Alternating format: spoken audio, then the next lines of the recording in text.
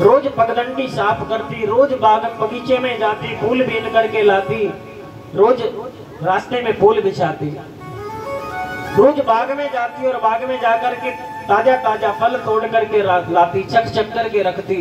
मेरे राम आएंगे, मेरे राम आएंगे।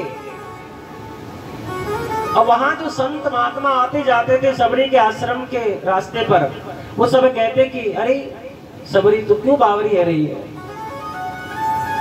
पूरा बचपन तेरा बीत गया, पूरी जवानी तेरी चली गई, बुढ़ापा तेरा आधा से ज्यादा निकल चुका, मरने को तू तैयार बैठी है, अब तक राम नहीं आए तो अब कहाँ आएंगे।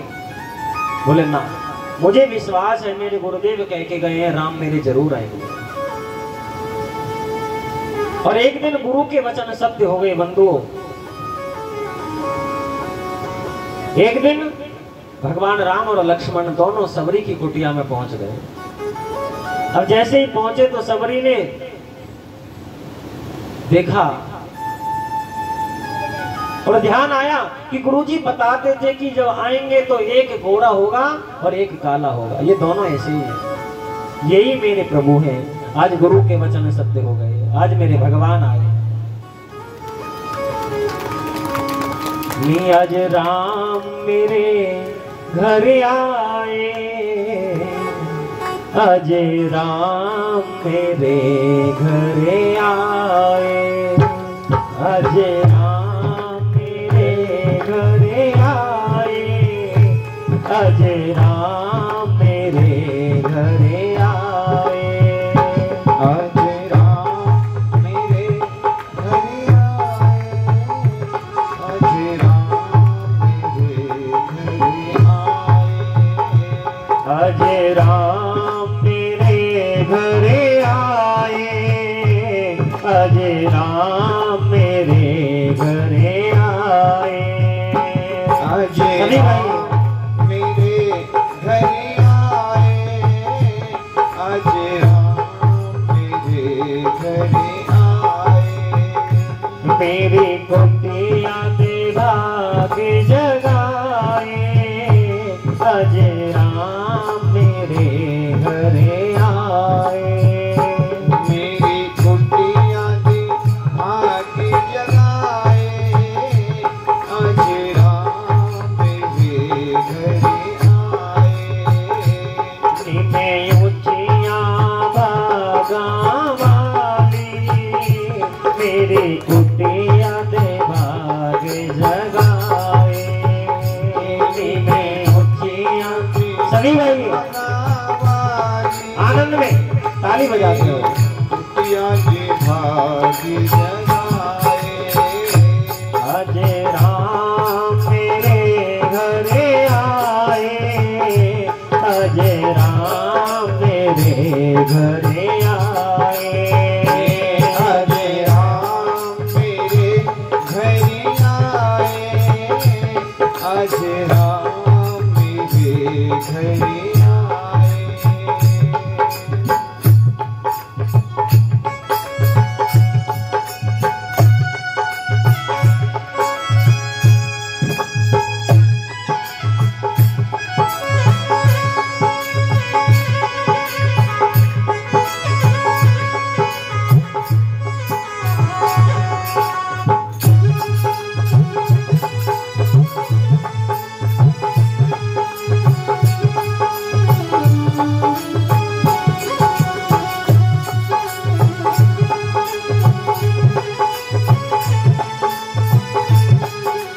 सद्गुरुदेव भगवान की जय हो। मेरा बिच में बिछावा, लाल चंदन तिलक लगावा, मेरा बिच में बिछावा, आज चंदनी तिलक लगावा, मेरा बिच में बिछावा, लाल चंदन तिलक लगा,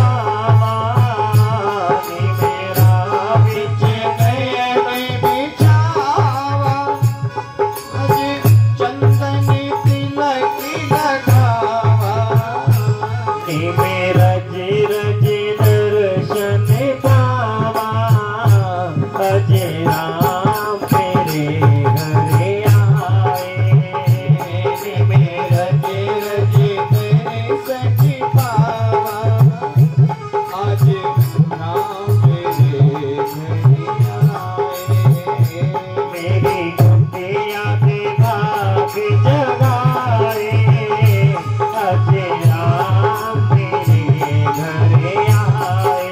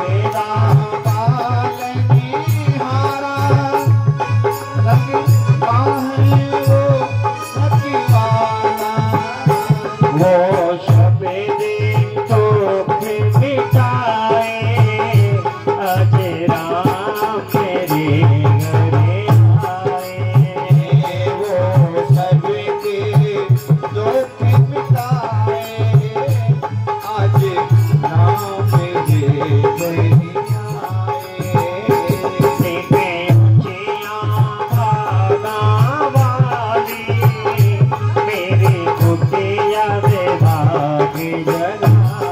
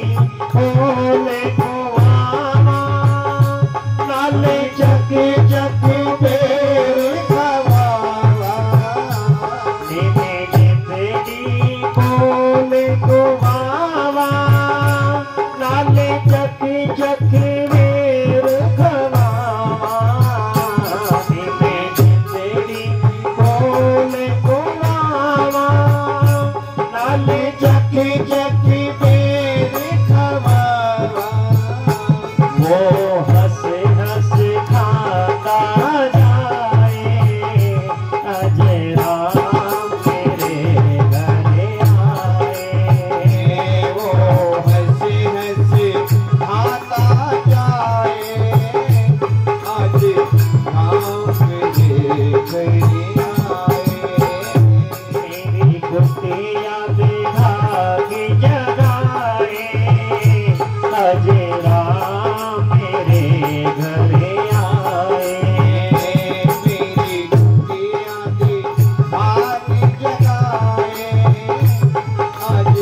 राम मेरे घर आए। हृदय दा हाल बनावा नैना दी ज्योति जलावा नीवे आरती आपे गावा आज राम मेरे घर आए। मेरे नेता थाल बनावा नैना दी ज्योत जगावा मेरे नेता थाल बनावा नाली ज्योति जगावा। मेरे नेता थाल बनावा नैना दी ज्योत जगावा मेरे नेता थाल बनावा नाली ज्योति बनावा। में आरती आप ही गावा अजय राम मेरे घर आए। आरती आप ही गावा आज राम मेरे घर आए।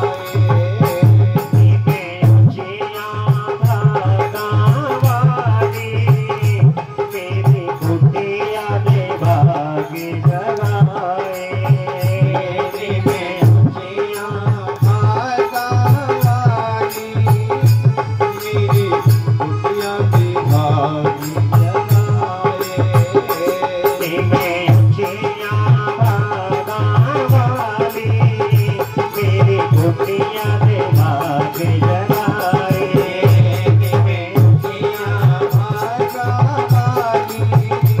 मेरी कुटिया दे भाग्य जगाए।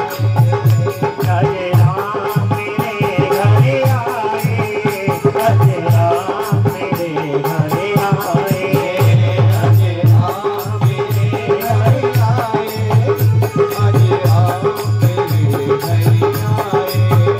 मेरी गोपिया के भाग्य जगाए। अजय राम मेरे घर आए।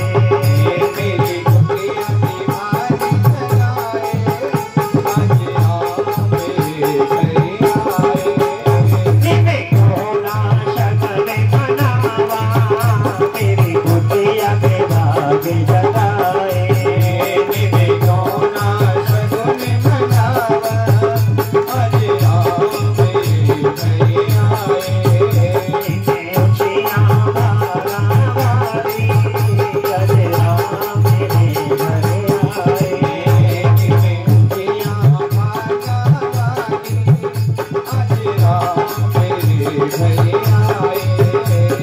आज राम मेरे घर आए ने। आज राम मेरे घर आए।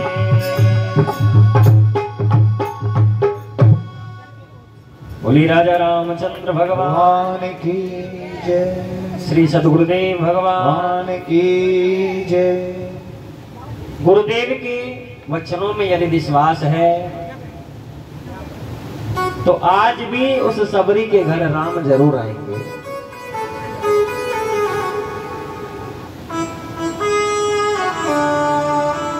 बंधु, गुरुदेव कौन है? एक बहुत अच्छी कथा आपको सुनाता हूं, बड़े ध्यान से सुनना। एक बार एक भंवरा जो नित्य प्रति फूलों पे बैठ करके फूलों का रस लेता है और फूलों के रस में वो आनंदित रहता है। एक बार उस भंवरे ने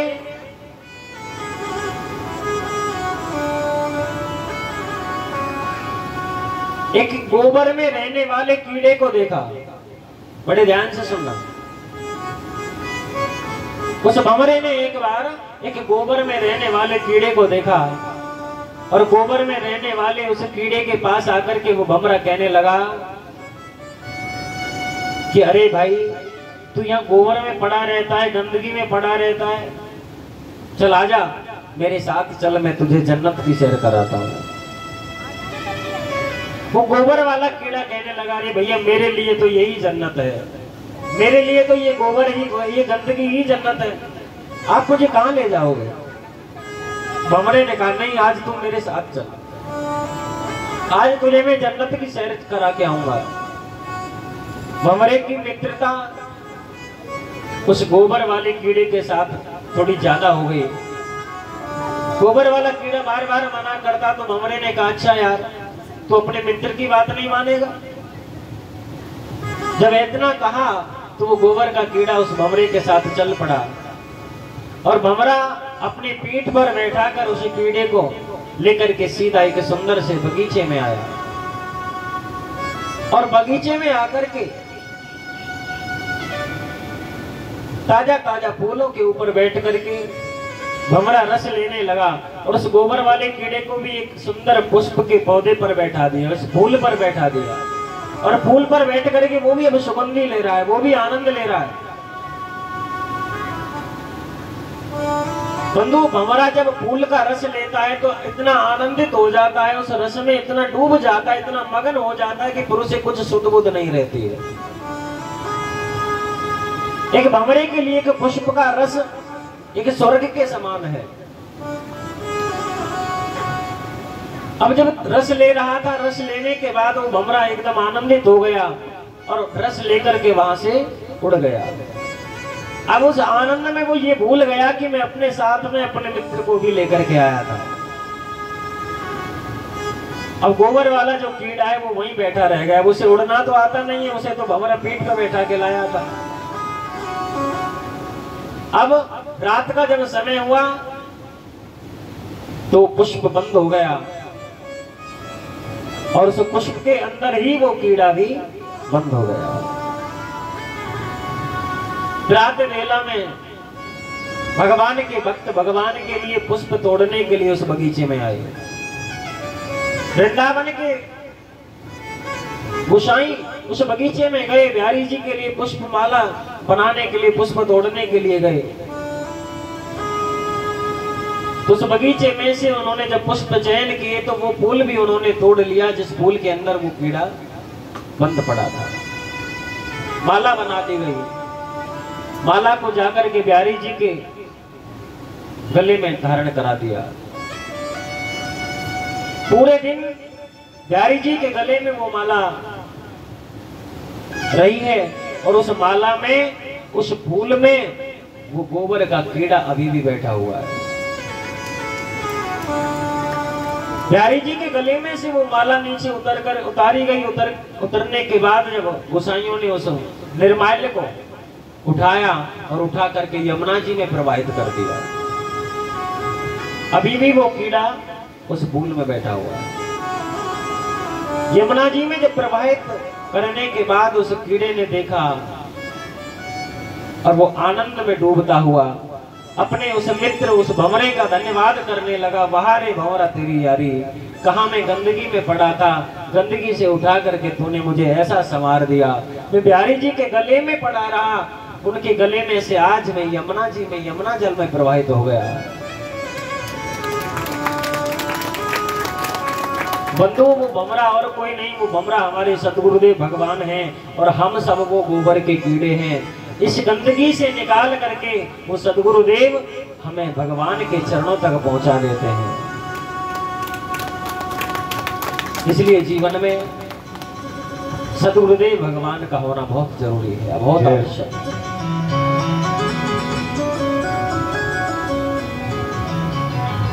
और अभी 21 तारीख को ही गुरु पूर्णिमा महोत्सव आपके यहाँ फरीदाबाद में ही बड़ी धूमधाम से मनाया जाएगा। 21 तारीख को गुरु पूर्णिमा महोत्सव मनाया जा रहा है। आप सभी भक्त उसमें आमंत्रित हैं, सभी को पहुंचना है। उसका जो एड्रेस है वो अभी हमारे शास्त्री जी आपको अवगत कराएंगे। एड्रेस मुझे याद नहीं है, सेक्टर 10 में। वहाँ श्री शिव महापुराण की कथा चलेगी और कथा के साथ साथ गुरु पूर्णिमा महोत्सव मनाया जाएगा।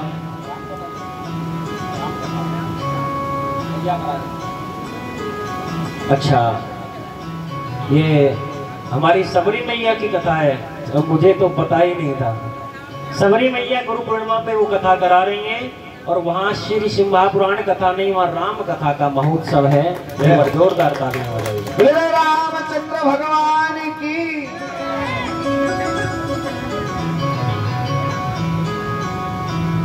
देखो, हमें तो भगवान की कथा करने से मतलब है, हमें तो चाहे तुम जैसे कहोगे वैसे कथा करने के लिए हम तैयार हैं, जैसी भक्त की इच्छा होती है। भक्त कहें कि महाराज जी हमें राम कथा सुनिए तो राम कथा चलो, शिव पुराण सुनिए शिव पुराण सुनो, विष्णु पुराण सुनिए विष्णु पुराण सुनो, पद्म पुराण सुनिए पद्म पुराण सुनो, देवी भागवत पुराण सुनिए देवी भागवत सुनो, श्रीमद् भागवत सुनिए श्रीमद् भागवत सुनो, मत्स्य पुराण सुनिए मत्स्य पुराण सुनो, हरवंश पुराण सुनिए हरवंश पुराण सुनो। तुम सुनो तो सही, कुछ भी तो सुनो। और आपको मैंने कल की कथा में बताया था कि भगवान जैसे भक्त के अधीन होते हैं ना, तो हम अपने प्रेमियों के अधीन होते हैं। और हमारे प्रेमी कौन है? कि जात पात पूछते नहीं कोई, हरि को भजे सो हरि को हो। आप सब ही हमारे लिए प्रेमी हैं, आप सब में ही हम अपने गोविंद का दर्शन करते हैं। तो आप जैसे कहते हैं वैसा भगवान का चरित्र हम सुनाने के लिए तैयार रहते हैं। आज भी देखो एक पत्र आया है, एक भक्त ने अपने मन की बात लिखी है, आपको पढ़ करके सुनाएंगे।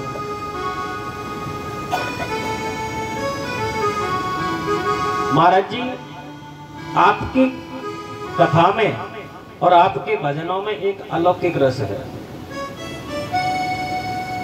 जय श्री कृष्णा, जय भोलेनाथ की।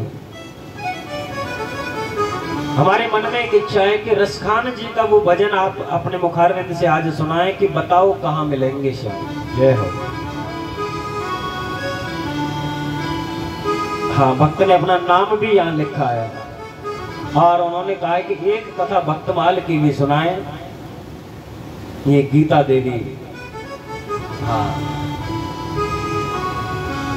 तो जैसी भक्त की इच्छा होती है तो इनकी भावना को ध्यान में रखते हुए ये भजन जरूर सुनाया जाएगा।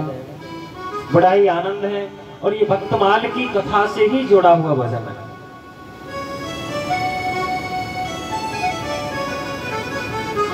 तो आप सभी गुरु पूर्णिमा वाले दिन आमंत्रित हैं, सभी को आना है, सपरिवार सहित आना है।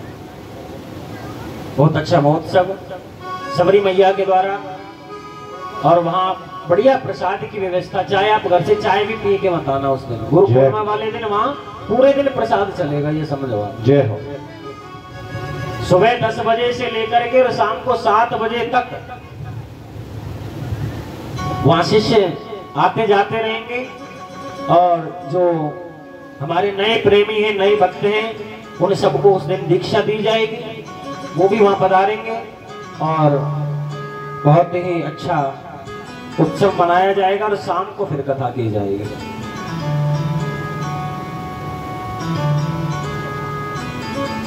सेक्टर 10 में वो स्थान कौन सा है वो हमारे आचार्य जी आपको अवगत करा देंगे। एक बार सभी भक्तों को 2 मिनट के लिए बड़ी ध्यान से सुने सभी। बोलिए सतगुरुदेव भगवान की जयकारा जोर से लगाएं दोबारा से। बोलिए सतगुरुदेव भगवान की। सेक्टर 10 DLF में महाराज जी की कथा 19 तारीख से है और वहीं पर 21 तारीख को गुरु पूर्णिमा के उपलक्ष्य में वहाँ पर सभी महाराज जी के जो भक्त हैं जो चेले हैं उनके लिए प्रसाद की व्यवस्था सबकी की जाएगी। और देखिए जिन्होंने अभी गुरु नहीं बना पाए जो भक्त, वो देखिए जीवन में अगर गुरु नहीं तो उसका जीवन शुरू नहीं। देखिए, जो भी हम दान पुण्य धर्म करते हैं, यज्ञ तप करते हैं, जब तक हम गुरु धारण नहीं करते हैं तो उसका फल हमको प्राप्त नहीं हो पाता है। आप भक्त जानते भी होंगे, कुछ नहीं जानते हैं तो वो सुनेंगे सभी। देखिए, जब तक हम अपने गुरु जीवन में नहीं बनाते तब तक हमको दान पुण्य धर्म जप तप जो करते हैं उसका फल प्राप्त नहीं होता है। इसीलिए हमको जीवन में गुरु दीक्षा अवश्य लेनी चाहिए। देखिए, जो हम माला धारण करते हैं, ये कंठी होती है, ये गुरु ही देते हैं, और गुरु उस समय मंत्र देते हैं, उस मंत्र का जप करने से ही इस आत्मा की शुद्धि होती है और भगवान की प्राप्ति करती है ये आत्मा। तो देखिए, जीवन में गुरु धारण करना अवश्य है, और जो भक्त गुरु धारण करना चाहते हैं, महाराज जी से गुरु दीक्षा लेना चाहते हैं, वो यहाँ पर जिस दिन भंडारा होगा 16 तारीख को, उस दिन महाराज जी से गुरु मंत्र गुरु दीक्षा प्राप्त कर सकते हैं। जिन भक्तों की श्रद्धा है, जिन भक्तों का भाव है, जो महाराज जी को गुरु बनाना चाहते हैं, गुरु मंत्र लेना चाहते हैं महाराज जी से, तो वो 16 तारीख को महाराज जी से गुरु दीक्षा ले सकते हैं। और 21 तारीख को महाराज जी के वहां पर गुरु पूजन में सभी भक्त ज्यादा से ज्यादा पधारें। एक बार जयकारा लगाएं, बोलिए सतगुरुदेव भगवान की। एक बार प्रेम से कहो राधे राधे। और धीरे बोलिए, थोड़ा और धीरे बोलिए।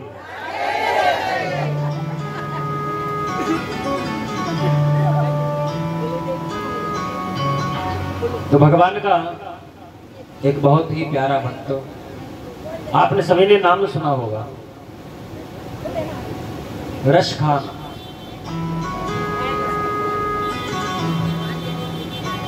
नाम के आगे, नाम के पीछे खान लगा हुआ है तो आप समझ गए होंगे कि वो किस कौम से था।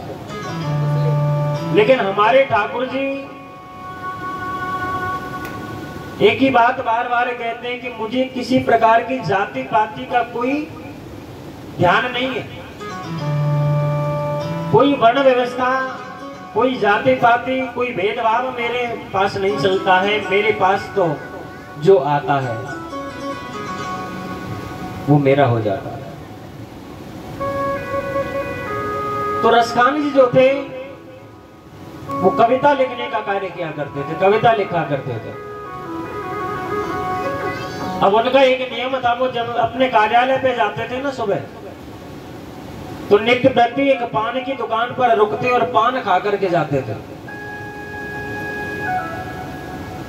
जैसे हर आदमी का कोई ना कोई नियम बन जाता है, ऑफिस जाने से पहले कोई मंदिर में जाकर के प्रणाम करके जाता है, कोई किसी दुकान पर रुक करके सिगरेट पी के जाता है, कोई कहीं पान खाकर जाता है, कोई कहीं चाय पी कर जाता है। तो ऐसे ही रसखान जी का एक नियम था, वो पानवाड़ी की दुकान पर जाते और पान खा के फिर अपने कार्यालय में जाते थे। अब एक दिन की बात है, वो पनवाड़ी की दुकान की कुछ व्यवस्था उस दिन उचित नहीं थी, साफ सफाई का कार्य चल रहा था। तो रसखान जी जब गए तो उस दिन पान बनाने में उस पनवाड़ी ने थोड़ी देरी कर दी। अब इतनी देर में रसखान खड़े रहे उसकी दुकान के बाहर, और खड़े खड़े उनकी जो नजर है वो सामने वाली दीवार पर पड़ी, और उस दीवार पर एक छोटे से भगवान बाल कृष्ण की एक तस्वीर लगी हुई थी। छोटे से बाल रूप में ठाकुर जी, कमल की पंखुड़ियों जैसे लाल लाल पैर हैं, बाल स्वरूप है, पैरों में कडूला, मुखार बिंद पर एक चंद्र चटक आभा, घुमराले केश, मोर की पेंच लगी हुई है, हाथ में मुरली, कमर में कछनी धारण किए हुए भगवान छोटे से बाल रूप में। इतना सुंदर माधुर्य रूप देख करके अब तो रसखान जी उस तस्वीर को एक टक देखते रह गए, और देखते देखते रसखान जी के मन में एकदम भाव प्रकट हो गया कि ये बालक कितना सुंदर है, पता नहीं किसका बालक है। अब इतना सुंदर बालक तो है, लेकिन इसके माता पिता ने इसके लिए एक कमी छोड़ रखी है कि इसके पैरों में जूती नहीं पहना रखी। अब इतने कोमल कोमल इसके पैर हैं, छोटे छोटे, जब ये चलता होगा तो इसके पैर में कंकड़ चुभते होंगे, कांटे चुभते होंगे। ऐसा भाव रसखान जी के मन में आया। और उन्होंने पान जैसे ही लिया, पान लेकर के वो पनवाड़ी को पूछने लगे, भैया ये बालक किसका है? और इसके पैरों में जूती नहीं पहनाई इसके माता पिता ने। पनवाड़ी ने भी उस समय व्यस्तता होने के कारण जल्दबाजी में ये कह दिया कि अरे भैया खान साहब, तुम्हें इस बालक पे ज्यादा दया आ रही है तो तुम पहना दो जाके इसे जूती। अब खान साहब के मन में ये बात लग गई। अगले दिन वो जब पान की दुकान पर पहुंचे तो पान बनवाया, और पान लेने के बाद उन्होंने उस पनवाड़ी से एक प्रश्न किया। पनवाड़ी से पूछने लगे, लाला मुझे इस बालक का घर बता दे। पनवाड़ी बोले क्यों? तो अपने हाथ में जूती दिखाता हुआ छोटी छोटी जूती बनवा करके लेकर आया था खान साहब। और जूती दिखाते कहने लगा कि मैं इस बालक के लिए जूती बनवा के लाया हूं, इसका घर बता दे, मैं इसे अपने हाथ से जूती पहना के आऊंगा। पनवाड़ी कहने लगा, अरे भैया ये बालक यहाँ थोड़े रहता है। तो बोले ये तो बहुत दूर रहता है, ये तो वृंदावन में रहता है। बोले अच्छा वृंदावन में रहता है? बोले ठीक है, मैं वृंदावन ही जाऊंगा, इस बालक को जूती पहना के आऊंगा, लेकिन अब इसका पता कैसे पूछूंगा जाकर के, ये कहाँ मिलेगा? खान साहब कहने लगे, तू वृंदावन चला जा और किसी से भी पूछ लेना, सब जानते हैं इसको। वृंदावन में जाकर के तू केवल इतना कह देना कि मुझे श्याम के यहाँ जाना है, मुझे श्याम के घर जाना है, सब उसका घर बता देंगे और जाकर के जूती पहना के आ जाना। अब तो महाराज वो जूती लेकर के खान साहब वहां से चले, और चलते चलते चलते चलते पैदल पैदल चलते चलते वृंदावन पहुंच गए। वृंदावन की गलियों में जाकर के सबसे पूछने लगे, सबसे पूछते जा रहे हैं, चलते जा रहे हैं, और यही कह रहे हैं कि बताओ कहाँ मिलेंगे श्याम, बताओ कहाँ मिलेंगे श्याम, बताओ कहाँ मिलेंगे श्याम, बताओ कहाँ मिलेंगे श्याम, बताओ। चरण पादुका लेकर सबसे, चरण पादुका लेकर सबसे पूछ रहे रस खान, बताओ कहाँ मिलेंगे श्याम, बताओ कहाँ मिलेंगे श्याम, बताओ कहाँ मिलेंगे श्याम। चरण पादुका लेकर सबसे, चरण पादुका लेकर सबसे पूछ रहे रस खान, बताओ कहाँ मिलेंगे श्याम, बताओ कहाँ मिलेंगे श्याम।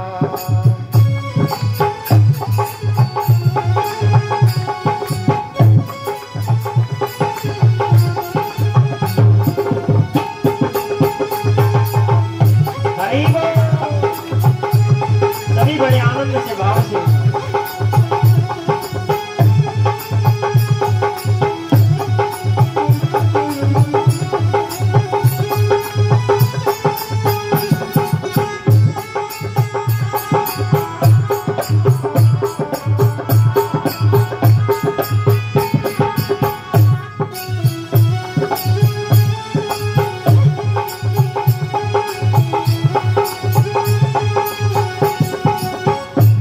सभी भाव से यही पूछो कि बताओ कहाँ मिलेंगे श्याम। आप जब पूछोगे ना तो कहीं ना कहीं वो झलक आपको जरूर दिखाई देगी। और पूछते जा रहे हैं रसकान जी। अब वृंदावन में एक पंडित जी, एक बुजुर्ग से पंडित जी पूछने लगे, अरे भैया कौन से श्याम की बात कर रहे हो? यहाँ तो वृंदावन में बहुत श्याम नाम के बालक हैं, और हमारे ब्रज में तो ऐसा होता है जब बालक पैदा हो ना तो उस बालक का नाम श्याम ही रखा जाता है। कृष्ण के नाम पर ही, भगवान के नाम पर ही नाम रखा जाएगा। श्याम नाम के बोले यहाँ हजारों बालक है, कौन सा श्याम, कुछ पहचान तो बताओ, कोई मम्मी पापा का नाम बताओ। तो रसिका ने बोले माता पिता का नाम तो मैं नहीं जानता, लेकिन उसकी पहचान मैं जानता हूँ। मैंने एक उसका चित्र देखा था।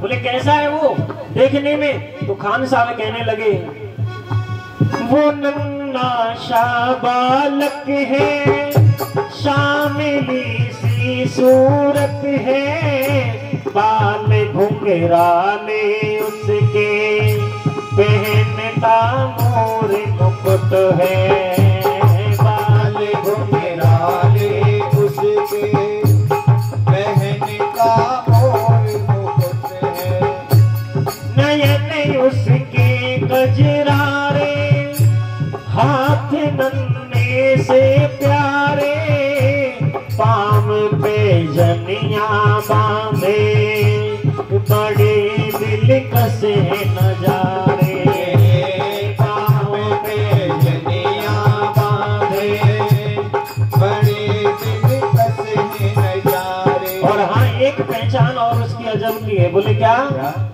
बोले घायल कर जाती है उसको,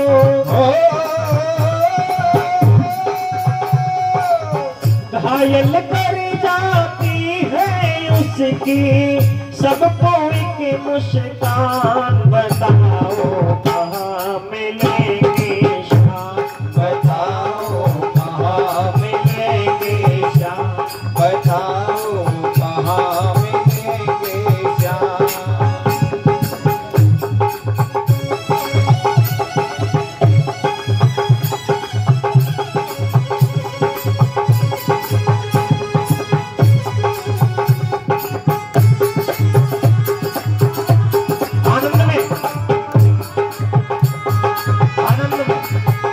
सभी झूमते हुए नाचते हुए मगन होते हुए बजाइए और गाइए।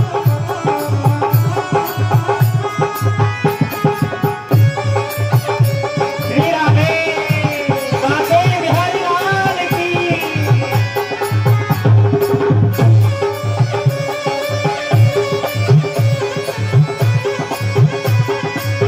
हरि हरि बोल।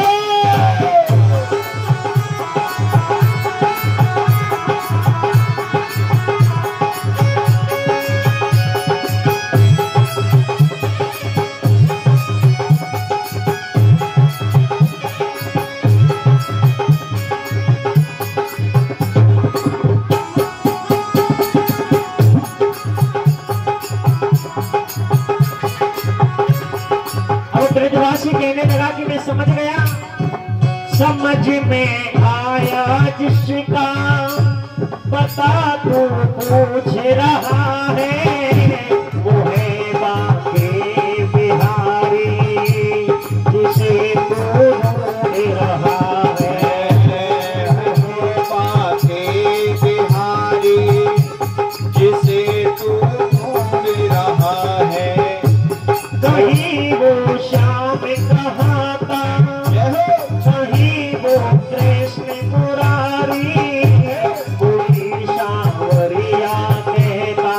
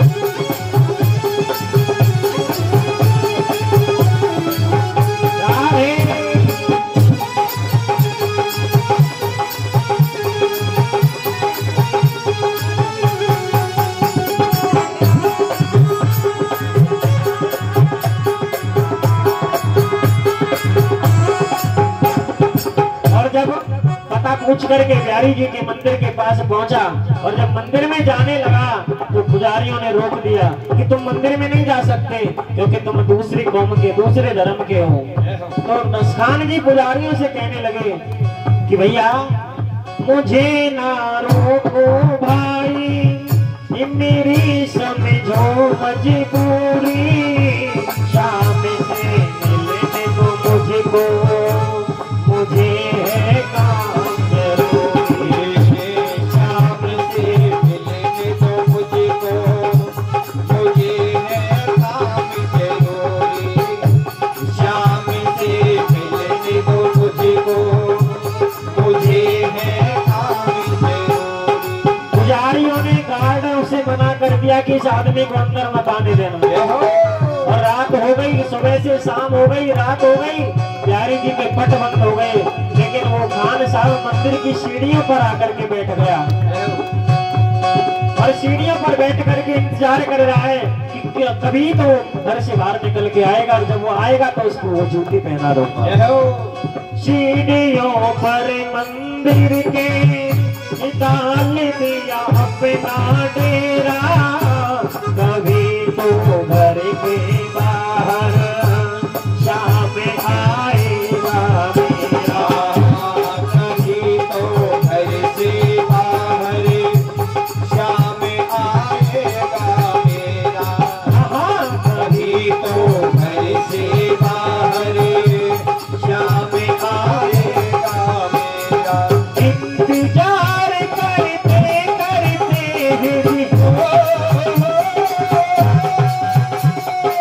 इंतजार करते करते सुबह से हो गई शाम, बताओ कहाँ मिलेंगे शाम, बताओ कहाँ मिलेंगे शाम।